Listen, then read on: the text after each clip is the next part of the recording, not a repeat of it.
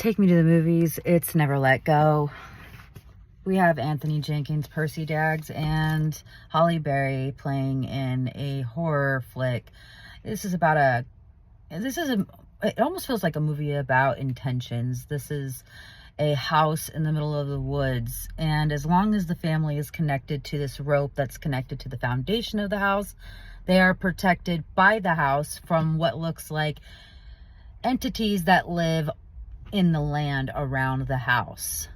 The house is a bit of a talisman, if you will, and because the rope is connected to them, connected to the house, they are protected by the talisman of the house.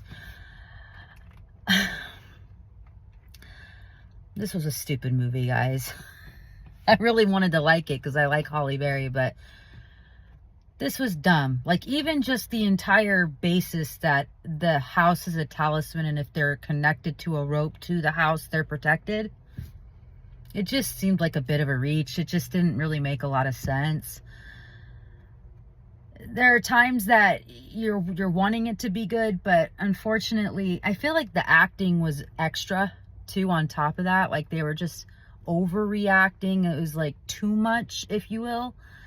I know it's a horror film, so it's supposed to be intense, but I feel like the acting was very reachy. The children weren't that great of actors. They did not captivate me. I wasn't really interested in them.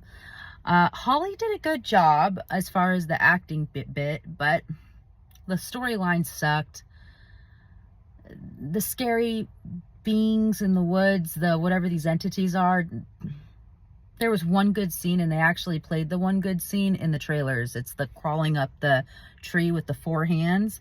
But otherwise, they just look like regular old zombies that you see in all the zombie films.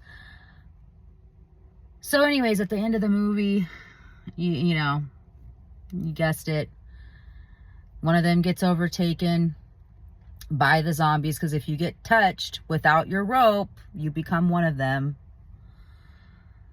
And then these 2 kids are fighting for their life at the end because they had to kill their mother, because their mother killed themselves. Holly killed herself because she got touched by a zombie, because one of these dumbass kids did not believe that these monsters are out to get them. So he tests the limits by putting her outside without her rope, basically. And so once Holly got touched, she decided to kill herself so she wouldn't kill her children. At some point in the movie, a real passerby ends up coming by the house, and he wasn't a zombie, but the kids couldn't tell because they've never met a real person, so they end up killing this random dude, stealing his food out of his backpack. And then there's, like, the little girl comes looking for her dad, like the guy they just killed that was actually not a zombie. The only thing that has come to the house, and probably the entire time they've been alive, the only person. The girl comes looking for her dad because they're on a hike, right? Why are they not getting touched by these zombies? I don't know. That's what's so weird. It's like these kids can't leave the house without a rope, but these people are hiking and they're not getting turned into zombies. It's not mathing. So the girl shows up on the property like, "Where's my dad?" And you know, well, they killed him, right? The kids killed him. So she runs off into the woods, and it never clears up what happened to her.